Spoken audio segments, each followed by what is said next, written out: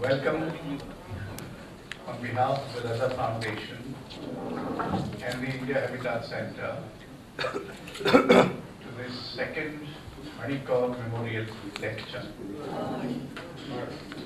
Kaul was a major filmmaker, and there are many here who knew him personally, including me. And when he died of a long illness, we decided to institute a lecture in his memory. The first one was delivered by Kumar Shahani, and for the second one you have Dileep Padgaonkar. Now Dileep Padgaonkar also knew Kaul very well, and as you know, he is an eminent journalist, he has been an editor, but more importantly, he has been interested in literature and the arts. He served in the UNESCO, he was the editor of the Times of India, and now he lives in Pune. And although there is no expectation or compulsion in the lecture series that one should speak about the person in whose name the lecture is, he has chosen to speak about Kaul's cinema. This has been a cinema which has been perhaps not yet adequately critically noticed and analyzed. But that's how things are. There are many serious things which keep on happening in this country, which do not get the kind of critical attention they deserve. There are many trivial things which are blown out of proportion and are noticed. Anyway, that's how it is. This is the world we live in. So we are very happy to welcome Dileep Padgaonkar. And may I say some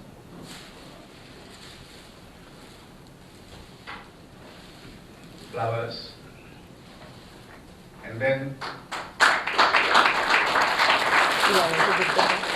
we don't present them to you. Dileep Padgaonkar. Thank you, Raza Foundation, for this opportunity. You told me about this lecture several months ago, and therefore I was forewarned. And this interval allowed me to go back and see some of the films that Mani did. Fortunately, almost all of them are available on YouTube in a terrible condition, but nevertheless they're there. To revisit Mani's work 5 years after his death is to realize in a fuller measure the risks he ran to swim against the tide. The brio with which he challenged every norm and convention of filmmaking of his day has few parallels in the history of Indian cinema. His theoretical concerns and interests were not restricted to matters of style and to matters of technique. Mani contested the very basis of cinema, namely that it is primarily a visual medium. He claimed that cinema was in fact a temporal one. Cinema had more to do with the sense of time, of duration, than with space. And that sense of time could be experienced only when images do not overwhelm a film. In fact, one of the characteristics Maniism was visual is vulgar. On the basis of this initial premise, Mani went on to demolish other commonplaces of the cinema. He asserted, for example, that to realize its true potential, cinema must steer clear of any attempt to represent reality, social or political, ideological, religious or psychological. Representation was mere simulacra. And simulacra means a shadowy likeness of or a deceptive substitute for reality. The job of the filmmaker, according to him, is to present, not to represent. For that very reason, Mani was hostile to ideas about unity and cohesiveness in a film. He preferred fragmentation of the narrative over its unity, for this alone in his view would allow him to engage with the multiplicity of life, with its order and chaos, doubts and certainties coexisting cheek by jowl. In fact, he went much further in this direction. He abandoned anything that had a literal or even a metaphorical meaning. Indeed, the very idea of meaning itself discomfited him. As we shall see in a moment, he often asked what meaning meant in music. Did it mean the presence of a note? Or the absence of a note? Or did it mean the movement of a note on a musical scale? He also wondered what meaning meant when one perceived something in the waking state and something in a dream. The experience in each case is different. Was the meaning of one state weightier than that of the other? Was one state more real than the other?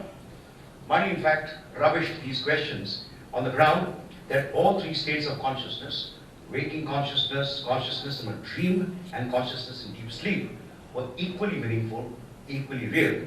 He sought an undifferentiated way to present them in his work.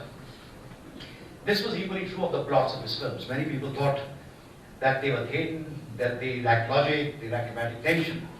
Mani, however, contended that a linear narrative is the biggest curse on a film, since it imposes, and I quote him, repressive constraints on the medium. Moreover, he held that there were enough dramatic elements in the depiction of ordinariness. A gaze, the position of a hand, the presence of an object, a matter of the fact dialogue, the sky, even the absence of movement. Indeed, he enhanced the dramatic elements by leaving gaps in an unfolding scene. His camera lingered on, say, an open door after the character had exited the frame. Clearly, he paid scant heed to visual logic. He was perfectly at home with ellipses. That way, he didn't feel compelled to follow the movement of a character from this point to that point in a straightforward manner. 1 second, the character could be seen in a room, in another second, in a balcony. There was no need to establish any connectedness between the two shots. Another hallmark of his distinctive approach to cinema is also evident from the way he directed his actors. He made sure that they did not play a role that demanded a preconceived set of movements, gestures, and expressions. His constant refrain to them was, don't act, don't perform. Be as close as you can to your own disposition. Don't go by the examples of Hollywood or Bollywood if you have to draw a gun or to say hello every time you answer the phone. And by that same token, don't go by what you think is natural. What you think is natural is no more than mimicry of something you have seen before. I don't want you to emote. All this was bewildering to viewers not exposed to the kind of cinema that inspired Mani Kaul, especially the work of Robert Bresson, Kaul, and Ozu. What was special about this work? Zul Sontag answered this question most succinctly in her essay on Bresson, published in the early 1960s. I quote, some art aims directly at arousing feelings. Some art appeals to the feelings through the route of intelligence. There is art that involves, creates empathy. There is art that detaches, that provokes reflection. Great reflective art, Sontag wrote, is not frigid. It can exhort the spectator, it can present images that appall, it can make him weep, but its emotional power is mediated. The pull towards emotional involvement is counterbalanced by elements in the work that promote distance, disinterestedness, impartiality. Emotional involvement is always, to a greater or lesser degree, postponed. End of quote. What persuaded Mani to embark on this path? We need to address the question to help us to better appraise the legacy he left behind. 24 fiction and non-fiction films. Mani himself would not have agreed with this neat categorization, for he regarded both genres to be part of a continuum. He argued that to describe Drupad, Siddheshwari and Matimanas as documentaries would be quite inaccurate. He wanted them to be called poems, since he tried to bring poetry, documentary and fiction together in a non-linear narrative. This corresponds, I think, to Mani's overall conviction that one must be profoundly skeptical of a mind that creates artificial divisions, or, on the contrary, one that seeks to impose an arbitrary unity in the way one perceives the world. Fortunately for us, Mani himself spoke about the reasons that led him to engage in a reflective, contemplative cinema at great length in his writings, public interventions, and interviews. In Uday Vajpayee, he found an informed and sensitive interlocutor, just as he found in Amrit Kangar, a film critic and historian who was eager and capable of exploring the labyrinths of his creative processes. To trace Mani's trajectory, one must perforce begin with some of his childhood experiences, though I would hasten to add that I am reluctant to labor this point for the obvious risks this entails. 3 experiences, 2 in a small town of Jalore and 1 in Jaipur in Rajasthan, however, do merit a mention. The first is about his poor eyesight, which no one noticed for several years. During this period, Mani, who sat at the back row of his class, could barely see what was written on the blackboard. Everything appeared to be fuzzy, and that took a toll on his studies. But everything fell in place once he sat in the front row, and even more so after he began to wear glasses. The second experience was somewhat Kaulish. He frequented a mortuary close to his home where he saw dead bodies being taken apart. He watched the spectacle with interest, but also with detachment. He never figured out why. The fact remains that these scenes did not make him turn his face away. He saw it without any palpable emotion, unlike an older friend who nearly passed out. The third experience relates to his early fascination for photographs. He was gifted a Kodak Brownie camera by his mother after he scored well in an exam. He then presented the pictures he took in a slideshow to children in the neighborhood on the wall in his home. He charged him a small fee and was promptly rapped on the knuckles by his father for demonstrating such a precocious business sense. It was taboo in a Kashmiri Pandit family.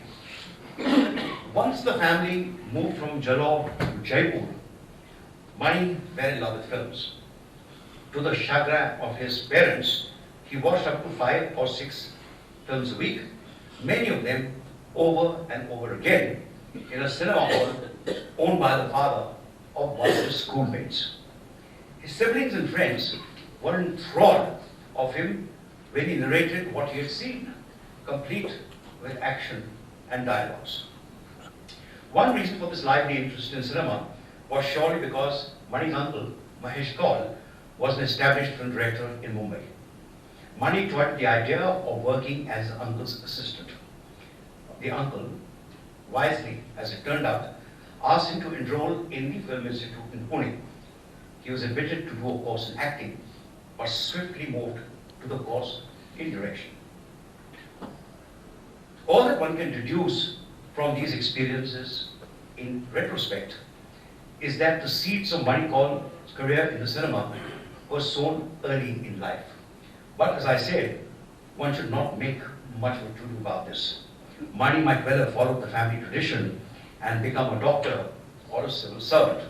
However, as he told Uday Vajpayee, his memories as a student at the Film Institute were the ones that always lingered somewhere at the back of his mind.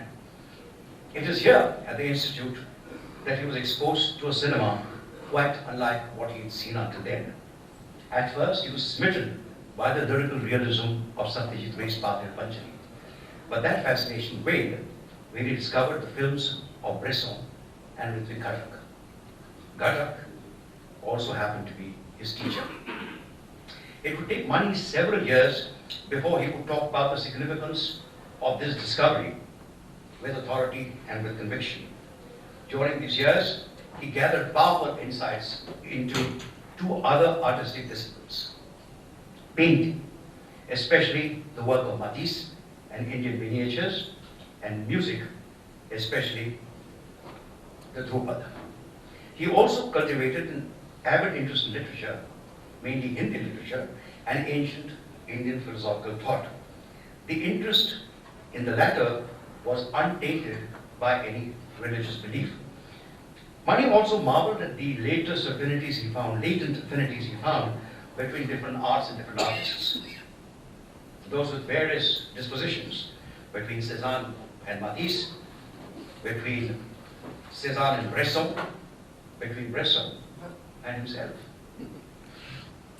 Mani deployed these insights to great effect throughout his cinematic career, which began with Uski Roti, 1970, and ended with The Monkey's Raincoat, 2005, and during his lectures in the United States, Holland, and India. We have it from the testimonies of his students, whether they were at Harvard, at Duke, or the FTII, that they were an absolute thrall of him whenever he spoke. Time doesn't permit me to discuss these insights in detail, however, I shall enumerate them as brief as I can. Mani distrusted one of the main canons of Western painting established during the Renaissance period: perspective, created by putting together a foreground, a middle ground, and a background. In the arrangement of figures and objects in space, parallel lines seems to converge. But this, Mani argued, is a defect in the eye. It is an illusion. Why? Because convergence, where answers and resolutions abound, is a killing field of curiosities. It reduces an infinite universe into a finite domain of rationality, where we feel content to play with cause and effect and imagine an entire future under our control. The apparent distances and sizes into which space was broken down in a painting that presented perspective, said he, concealed the fact that an optical world had been deducted from a conceptual world. Mani argued that the Cubists, particularly Picasso, were the first to break into an unrestricted version of the object. But in moving around the objects and reconstructing them from sharply angled perspectives, they still situated them in space. The radical shift in Western painting occurred to him, the shift from the object to the entire space, germinated in the watercolors of Cézanne and realized itself in the theories and practice of Paul Klee. Indian miniature painting, on the other hand, was perspectiveless. This allowed painters to show, for instance, the simultaneous presences of the same person at different places. Their concern was to embody many aspects of time. In them, as B.N. Goswami notes, and I quote, time moves in a cyclic fashion, making bends and loops, turning back upon itself, rising spiral-like, splitting itself, assuming different speeds for different people. In short, mercurial, elusive, elusive. The temporal nature of miniature painting is what captivated Mani. He linked this to his philosophical concerns. In Mughal painting, he asserted the awake state, the dream state, and the deep sleep state were present together. It was a synthesis of the immediate and the ultimate. The perspectiveless miniature painting was thus a meditation on the ebb and flow of different states of consciousness. Here, I think, he was echoing Anand Kumarswamy, where European art naturally depicts a moment of time, an arrested action, or an effect of light. Oriental art represents a continuous condition. Mani detected this very quality in Indian classical music, which, as he once put it, transforms a single-scale theme into a concert of floating auditory perspectives. This music is neither completely consonant nor entirely dissonant. A note can move from one field to the other, either abruptly or as a meet, a glissandi, within the structure of a particular rag. It can even leave a musical movement in mid-air that allows the listener, the rasika, to complete it in his or her own mind. Such is the potential of one of the key concepts of Indian poetics, the concept of dhvani, variously translated as suggestion, echo, reverberation. Yet every musical fragment, Mani pointed out, contains its specific mood and direction. Inherent in the rendering of a rag is multiplicity of tones and cadences. Here, as in painting or in literature or in film, order presupposes disorder, presence presupposes absence. Multiplicity is what matters. To understand it is to experience joy and perhaps even bliss. Bliss that comes closest to turiya. Turiya is a Sanskrit word which literally means the fourth, but stands for pure consciousness, one that is beyond the consciousness of the waking state, that of the dream-filled sleep state, and that of the deep sleep state. This is what attracted, I think, Mani also to Dostoevsky. As you know, he adapted two of the Russian writers' works, Nazar and The Idiot, and to two very different filmmakers, Bresson and Ghatak. All three, as well as Fellini in 8.5, laid great stress on formal innovation that would accommodate multiple perspectives. But Mani also spoke about what separated him from these filmmakers, from the way they conceived their work, how they shot their films, and how they edited them. Mani and I often discuss Bresson. I had interviewed the French filmmaker and seen his films long before I came to know Mani.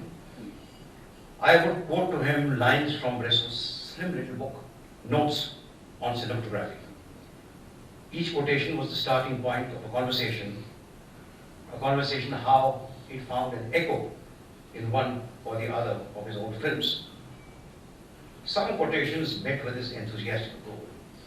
For example, and I'm quoting Bresson, bring together things that have not yet been brought together and did not seem predisposed to be so.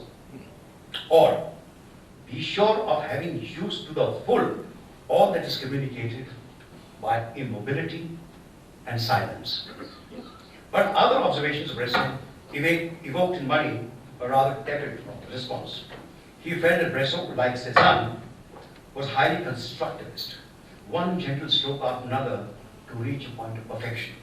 The French director began by organizing space and then worked towards generating a cinematic experience that some have called a moment of grace. But Mani worked the other way around. The search for cinematic experience with multiplicity at its core came first. Composition was only the end result. To Udayan Bajpai, he once said, wherever tradition has mostly developed with the help of tolerance, it has grown due to diversity and not unity. India continues to have the principle of diversity. Indian philosophy might follow the principle of unity, though even there it is elusive. But in terms of living, there has been diversity. This is the greatest thing about India. Here, widespread, scattered things do not have to converge in one place, but instead diverge in so many more directions. Everywhere people are different. Multiplicity is the principle that we must use. While revisiting Mani's work, I often recall an essay by Isaiah Berlin, the Oxford historian of ideas, entitled The Hedgehog and the Fox. The title comes from the Greek poet Archilochus, who wrote, "The fox knows many things, but the hedgehog knows one big thing."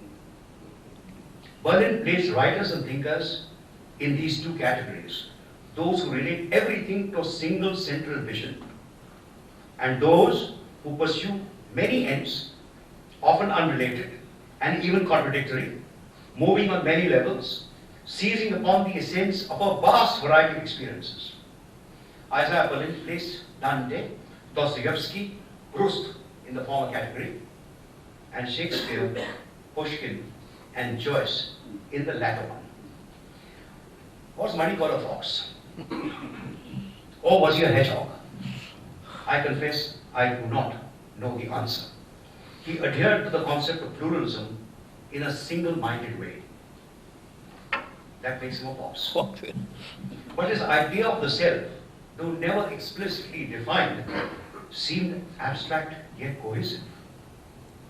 That makes him a hedgehog. Moreover, unlike Isaiah Berlin, money rarely, if ever, spoke about values shared by peoples across cultures. Values of freedom, justice, peace, happiness, etc. Whether they mattered at all in his philosophical scheme of things was never quite clear. None of this, however, can minimize the luminous complexity of his mind. It allowed him to approach cinema from a variety of perspectives without preferring one over the other. And it enabled him to draw his inspiration from a host of artistic disciplines.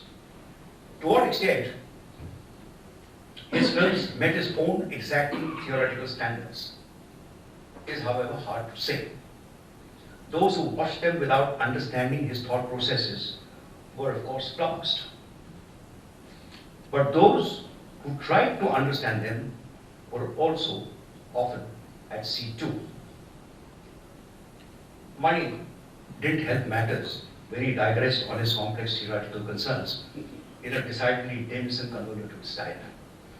Here, for example, is the opening paragraph of a paper he presented at an international seminar on modern and ancient concepts of space, held in New Delhi in November 1986. I quote, "Mathematical perspective is a realization that splits space into object horizontal polarity. The object locates itself in the growth of foreground, the horizon recedes to infinity. Because perspective is not accepted as a dimension sprung on the object or not as appropriation by the waking being, the otherwise motivated sense impression appears natural and is mistaken for spontaneous nature." Oops. You need to read that again. Yes. Mathematical perspective is a realization that splits space into object horizon polarity. Got it, Aruna? I think so. No, let's forget it. What I'm saying is, I do not think, but I should not exaggerate, that in notes on strip cinematography, Bresson ever used these words. I don't think, I'm told, I read 3 days ago, people said that Osu didn't give too many interviews, etc., but I read 3 days ago that Osu's writings, running into some 800 pages, are going to be published. But the little that I've read about Osu, I don't think he spoke about object polarity. Anyway, let me end on a less solemn note. Money was at his ebullient best, not when he spoke about painting, music, or cinema, but when he cooked. Few are aware of his passion for Kashmiri cuisine. Indeed, he often referred to one or the other dish to explain his own philosophical and cinema interests. He would argue, for example, that if the states of waking, sleep, and dreaming state exist separately, it does not work. But it is a different story when they exist simultaneously or fuse one into the other.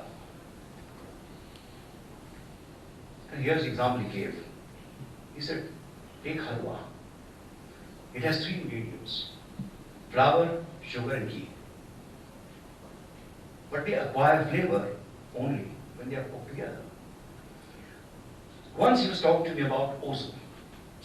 He admired the Japanese director for defying all Hollywood conventions that then dominated international cinema. Ozu, for example, placed his camera on what came to be known as the tatami height, which means a very low level. He seldom moved the camera, nor did he ever use the crane for a shot. His characters spoke directly into the camera. Ozu did not bother about fade-ins and dissolves to transit from one scene to another, but preferred ellipses to take forward his narrative. He was a minimalist in every sense of the word. That, I suppose, is what enchanted money. And when he spoke to me about this enchantment, he observed that Ozu, like Bresson, had to face the criticisms that his films were not easy to understand, since they communicated little or nothing to the audience. Appreciation came much, much later. Money was doubtless hinting at the plight of his own work. It hadn't had the exposure it deserved, nor, as you just pointed out, Ashok, the kind of critical scrutiny it merited. It's at that point, when he was talking about this criticism and how they were isolated and how they were misunderstood, it's at this point that I mentioned to Mani what Ozu had to say about his position in Japanese cinema. I quote Ozu: "I can make fried tofu, boiled tofu, stuffed tofu, cutlets and other fancy stuff. That's for other directors." Mani broke into a loud and prolonged guffaw and barely managed to utter the words, "Ye hoi na baat." Thank you very much.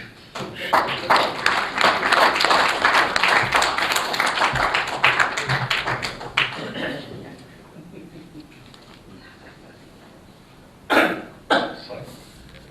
Before we invite questions, let me narrate an episode which resulted in the production of a film called Sadasutta Agni. I had never known Mani Kaul. I had known about him. And I was Deputy Secretary in the government of Madhya Pradesh. And one day I got a call from Mani Kaul. This is in 78, 79, 78 perhaps. And Mani said that I'm wanting to make a film on Mukti Bodh. And I'm given to understand that you could be interested. Now, I was very deeply interested in Mukti Bodh, and I thought myself to be one of the major experts on the earth on Mukti Bodh until I met Mani Kaul. So I said, yes, we don't produce films, and I thought films is a very expensive affair. So I said, no, but why don't you come here and we can talk. And I went to receive Mani Kaul at the airport, and he drove in the car to my place for lunch. And on the way, Mani talked about Mukti Bodh, which I had not suspected ever existed. And he had read very carefully the stories and has connected this, that, and that. I was completely taken aback. And by the time I reached my home, I had in my mind decided that this film should be made. I don't know what is going to happen, but let it. Anyway, to cut the long story short, also Mani believed in what one will call the accidental, which would be incorporated in the frame somehow. Those days, Bharat Bhavan was under construction, and there was a huge wheel. I don't know why it came there, it was stuck there. And I had taken Mani for have a look at what is happening. And he all of a sudden saw this wheel. And 2 years later, when he started shooting the film, he came and he went and shot that wheel, that huge big wheel. And he told me, I'm going there and I want to. I said, what has got? He said, no, somehow that image has stuck in my mind. Accidental, let's see what happens. And he finally got it in the film. There is a shot in which that wheel stuck in the earth is shown. To find 3.5 lakhs in 1979 was a tall order for a deputy secretary. But somehow I persuaded, this, that and the other, and the film was made. And when the show, the premiere took place in Bhopal, everybody was taken aback. Everybody thought that it was going to be a documentary, and it was not. And everybody thought that there will be a narrative which can be linearly seen and therefore absorbed. It didn't have. It was just so much so that when it was shown here in Triveni Kala Sangam, some of our leftist friends almost wanted to beat Mani because they thought that it was their property, both being a leftist, and that how could, and even people like Nirmal Verma, we had a huge, big brawl, somewhat drunken of course, but on how can you spend public money on making a film which nobody understands. These are the kinds of objections raised and things of that kind. Did he revisit this after seeing Maya Darpan? Did Nirmal Verma visit his observation after seeing Maya Darpan? That's another story. But you know, we became friends, and finally I involved him in the cultural work that we started doing in a big way in Madhya Pradesh. And it was at Mani's instance that finally I got the government to agree to establish a Drupad Kendra in Bhopal, which had absolutely no history of any kind in that sense of music. There's no music in Bhopal. There are buffaloes and pulkas and babus and what you have, and the Nawabs were interested in shikar and shairi and some other thing, but not in music. There's a cricket. So, to create a Drupad Kendra was actually forced by Mani. Forced meaning, he persuaded me, and I said, but we can't start a Drupad Kendra as a usual. And he said, no, I'll bring the daggers. And that's how Zia Munuddin Dagar and Zia Fariduddin Dagar came.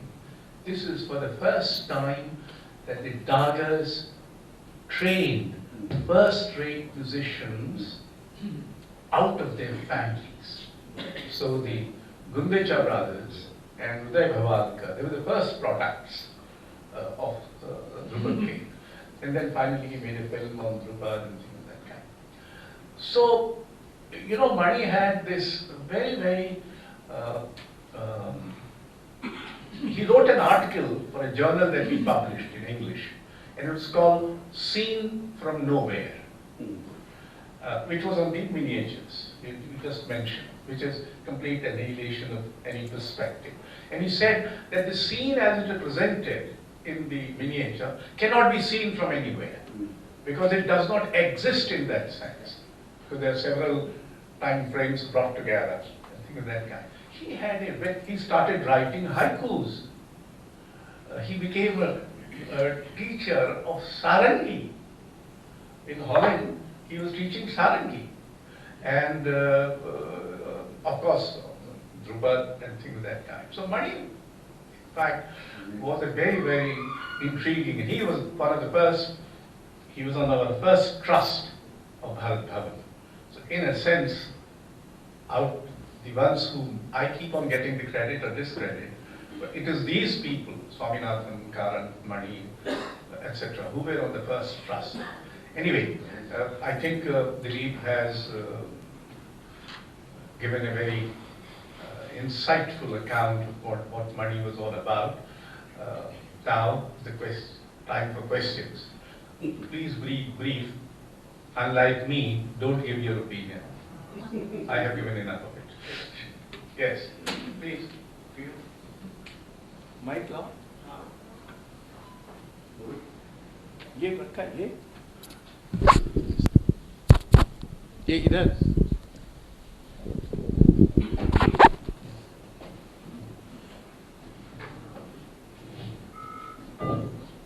Just to get, having heard you so much as colleagues in the Times of India.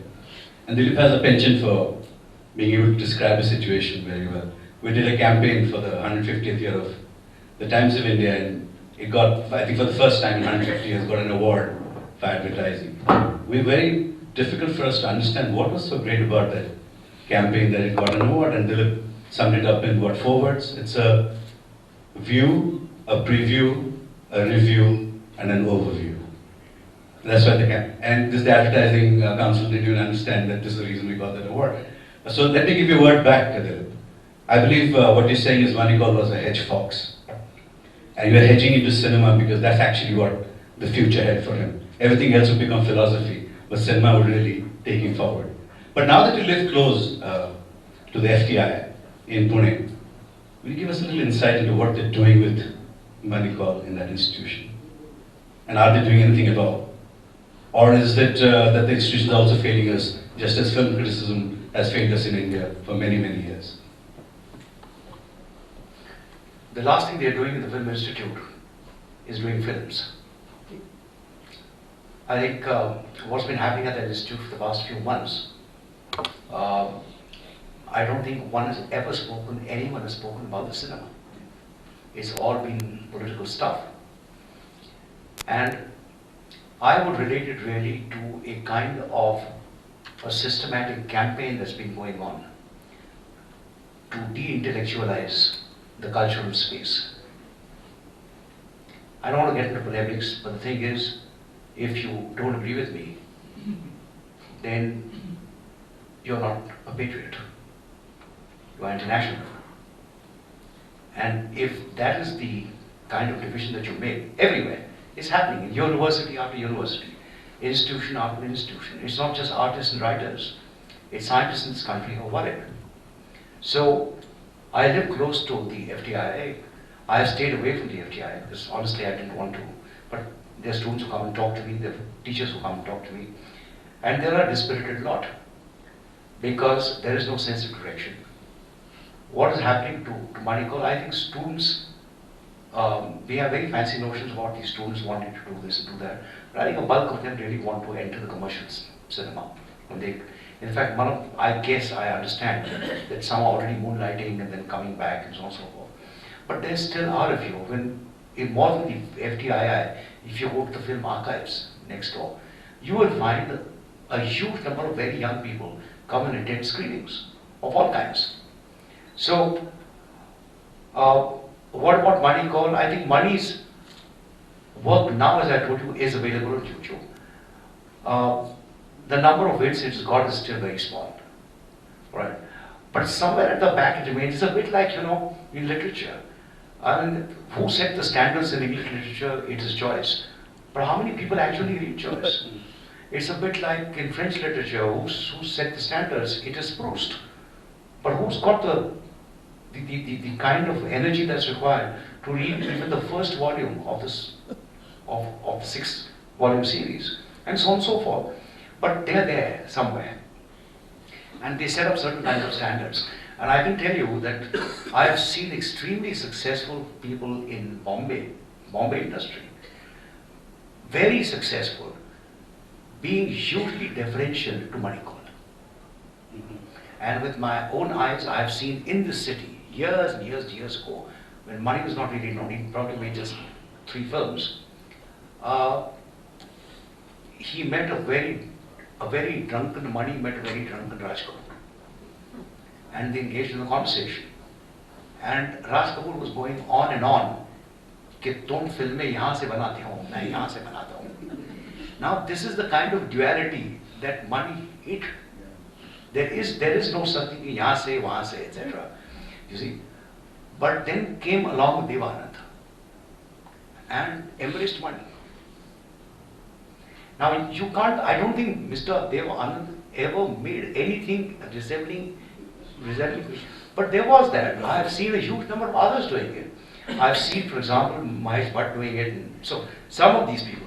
So he's going to be there. He's, what he's done is set concert. I can tell, yesterday before I came, since I had little time, after years I watched Bresson's O Azar Balthazar to see, is there, what Mani is there, is there something to it and so on. I don't think the dialogues in O Azar Balthazar exceed 300 words. I don't think the camera movements really are very excessive. There's certain fluidity about the way he does it. And then I thought of Mani, Mani had told me about Bresson, I mentioned it briefly. But it's interesting. Mani said two things to me about editing techniques. He said to me that, Bresson used to take the same take, sometimes 30, 35, 40 times, and waiting for what you call the accident, that moment of grace to happen. And that would be the moment of perfection. Mani said he never took the same take in the same manner. You see, each time there was a little variation. And this is where an accident invariably happened, a whiff of air, a little bird flying, the sky suddenly, that sort of thing. And then he goes on to say that at the editing table, he says, I am in my awake state when I shoot. But I go into another state when I start editing, because that is where I start putting things together. And therefore, unlike others, I get everything that I shoot with me. Earlier there are certain takes which people throw away and then just keep what they want. And increasingly now people even keep on editing as they shoot and so on. So I said, well, why do you do that? He says, simply because when I'm sitting at the editing table, there could be a shot which in my view doesn't quite fit in this flow. But later on, somewhere, even without a connectedness, I can put it there. So I said, where do you pick up? He said, no, I noticed myself. But he said, in the first film of Bresson, which I saw at the Institute, Pickpocket, this is something that he had read.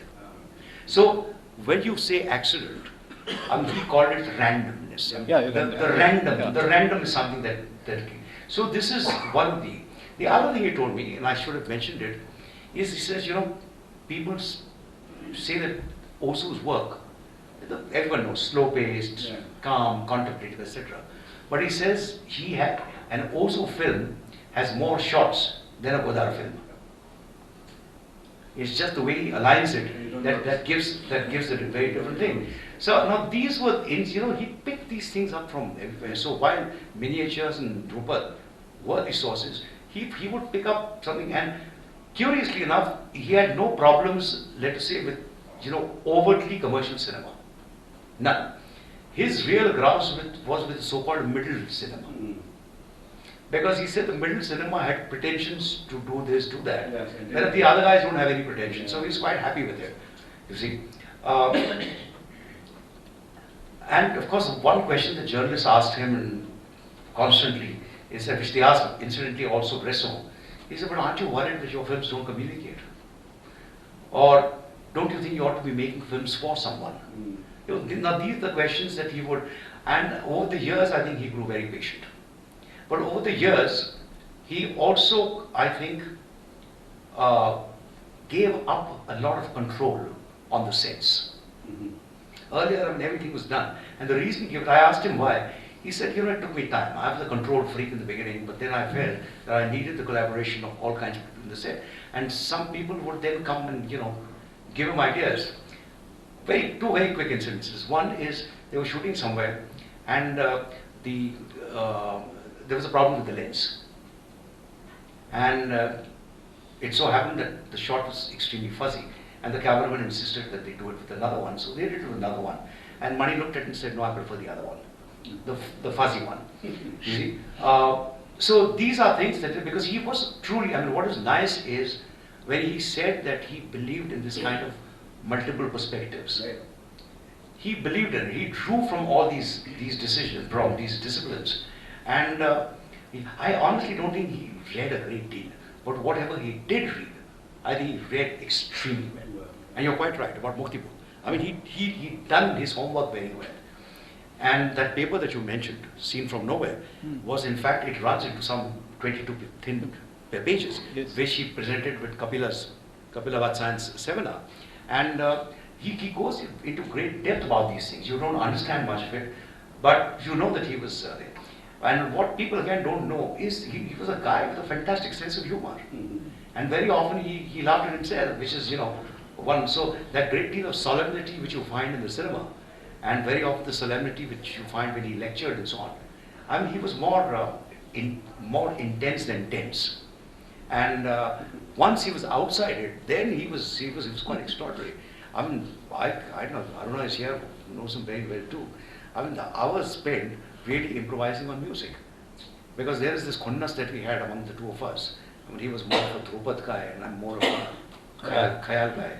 So we had this constant battle going on. And, but it was all fun. It was all fun.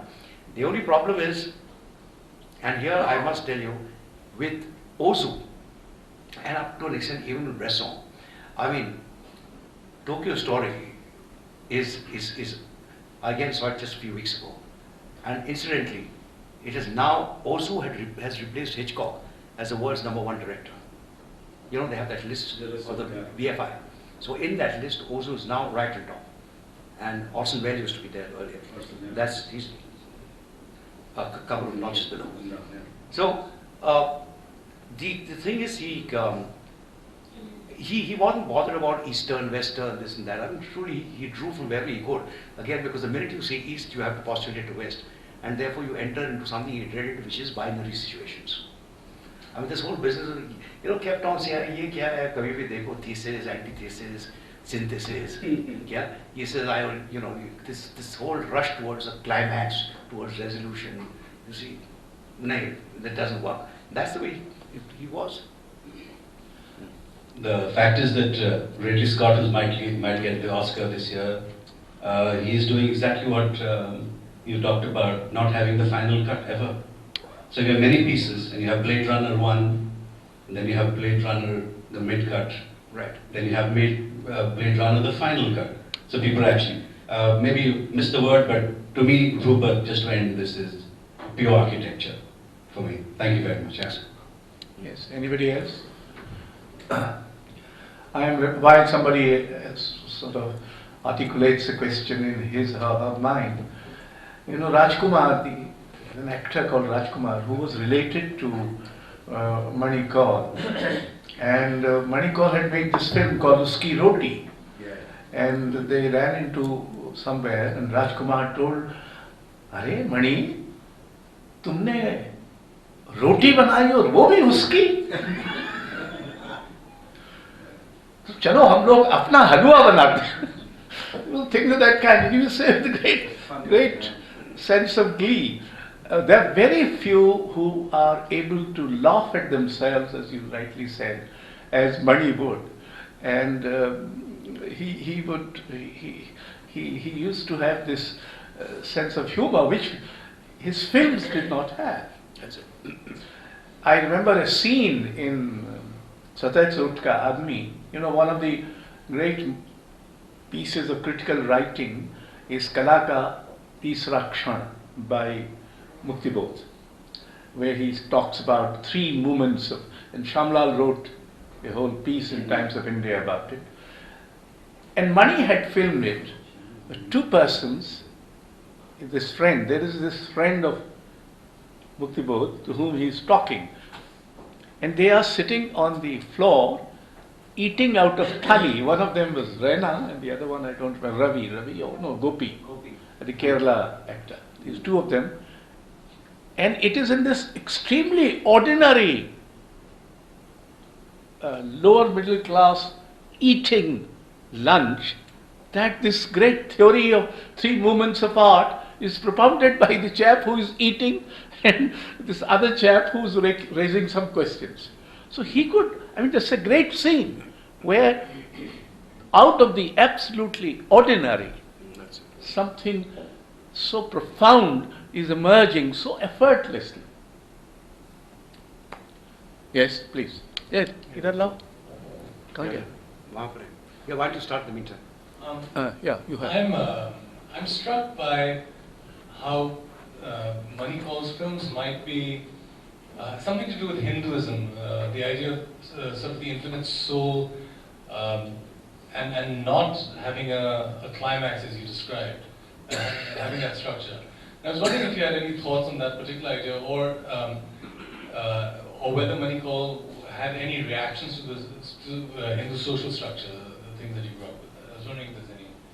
No, as I said, he certainly was interested in Indian philosophical thought. There's no question about it. But I don't think he ever associated it with religion. Clearly, he never did. And if you want the closest synonym for it, I'd say it's really the spiritual side of it that attracted him. For example, there is in the lovely interviews he's given Udain, a section where he speaks about Kabir. And he says that Kabir never ceased to do his weaving, but at the same time, he was equally alive to what was happening around him. And he would quote the Kabir Doha to make this point. But you know, this happens to us so often.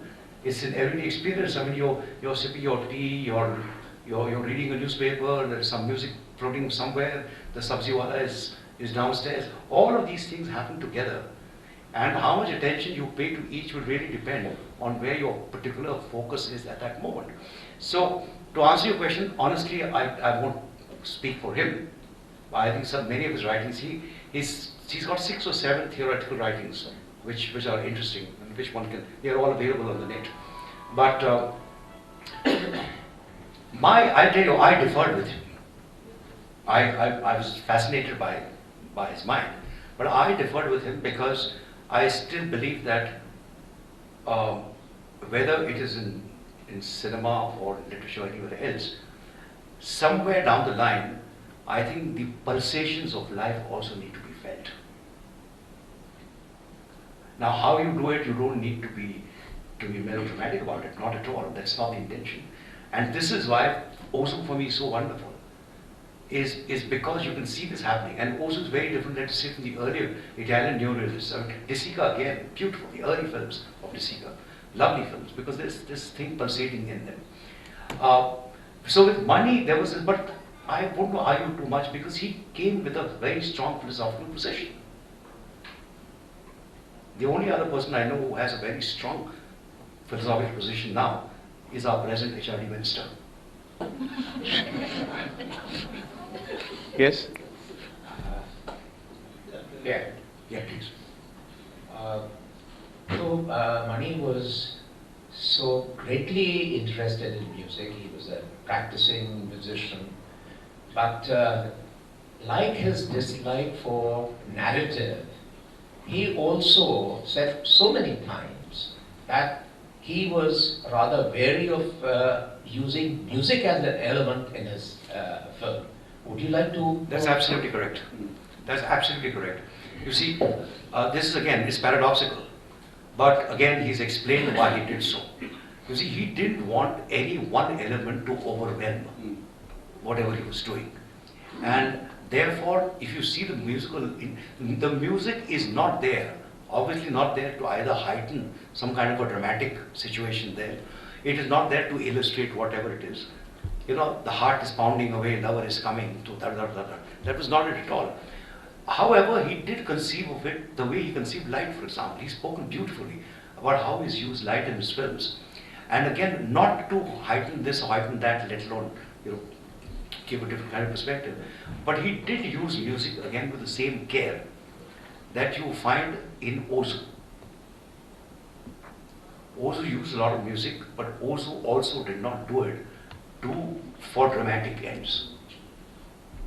And very interesting in this is, if you take a look again at Siddheshwari. Now, you know, Siddheshwari is what? The person is not the focus in the film. It's not a biography. The music is not the basic theme at all.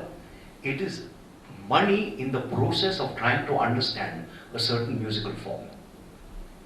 And always I think what interested him is this, look, I just want you to share that experience, to share that process of discovery. And therefore you're right, I mean he never made documentaries. Look at his work on his documentary on Kashmir. You know, normally films division documentaries, you know what they're like and so on. It was not interesting. But there were a lot of paradoxes. Again, when he said visual is vulgar, I mean that again is a paradox, because I don't think that anyone has produced such lovely images on the Indian screen.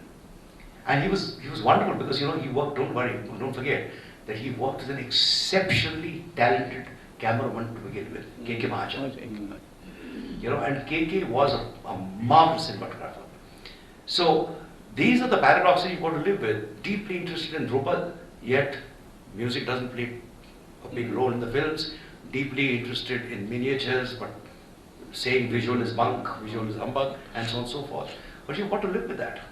I suspect that probably he would have said this because he was himself so fond of music and he didn't want his visuals to rival music.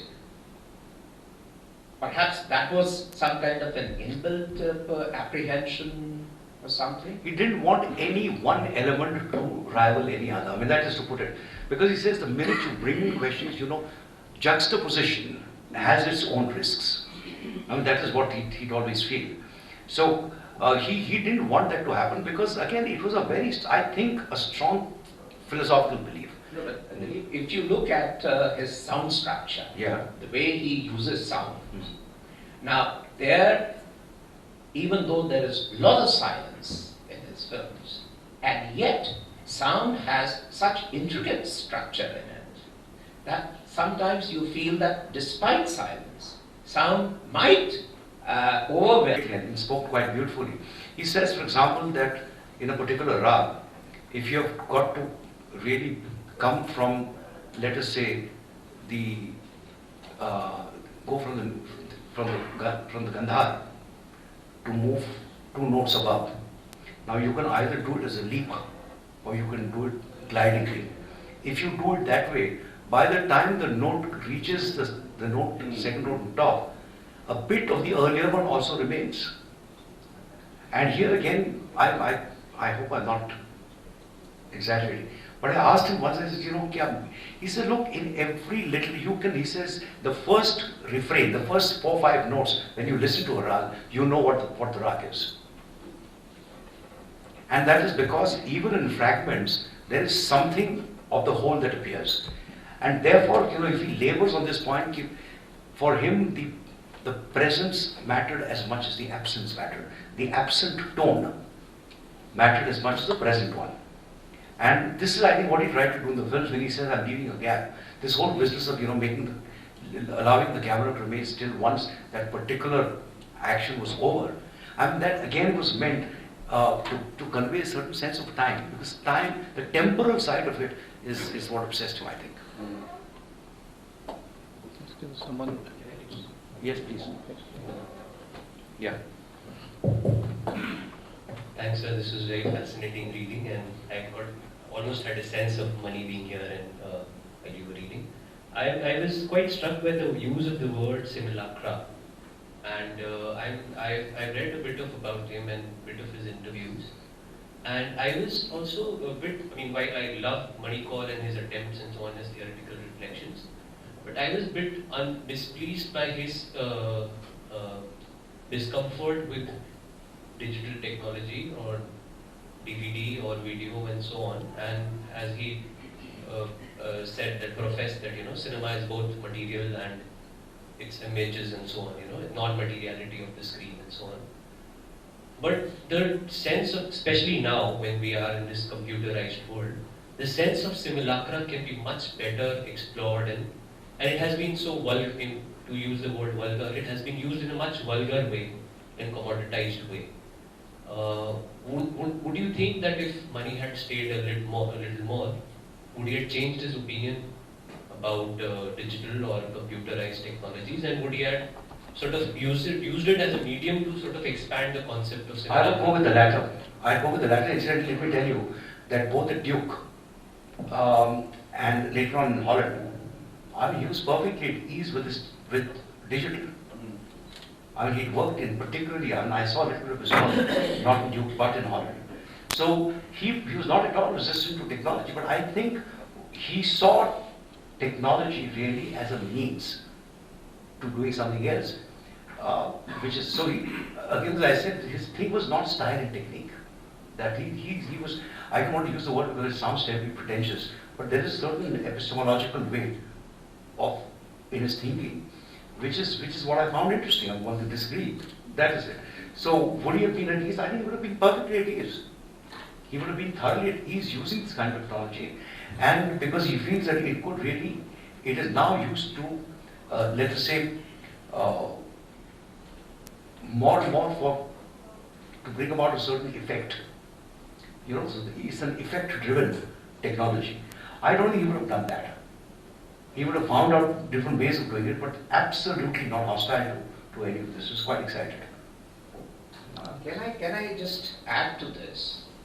Because we were also colleagues at Ocean, and for the promotion of our festival and for other events, he went in for digital technology, and he made promos and programs like that. Is somebody? Yes, please. ये उधर दीजिए.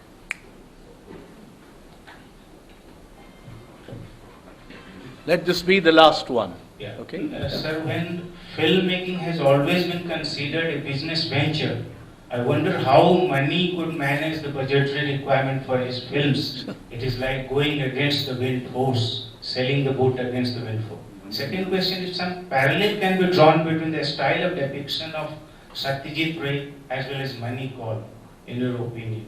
Thirdly, do you think that... One at a time. One. One at a time. The answer to the first question is, so long as there are people like Ashok Vajpayee around, there will always be a possibility of making those kind of films.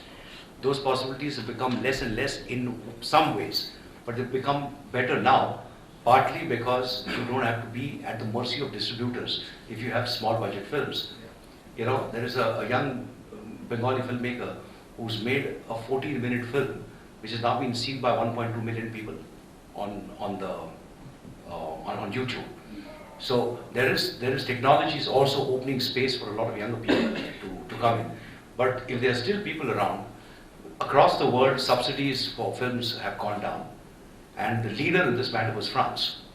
Had it not been for the French government, I don't think it would have ever had the French New Wave.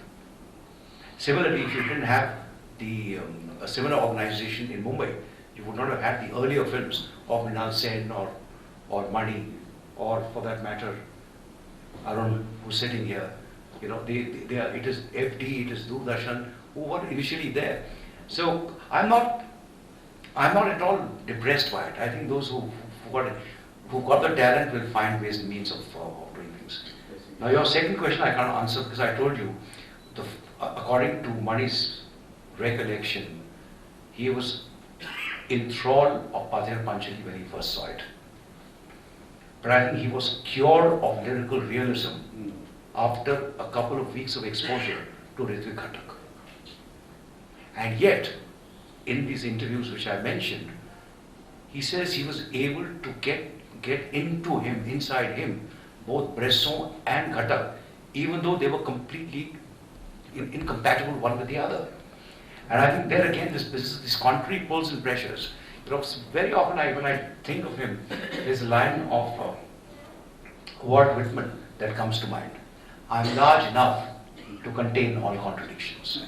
And I think to that extent, I think Mani was large enough because he contained a huge number of contradictions. Leaves the grass.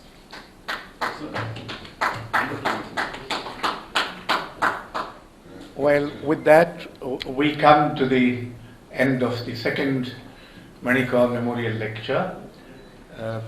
We are very happy that all of you have made it.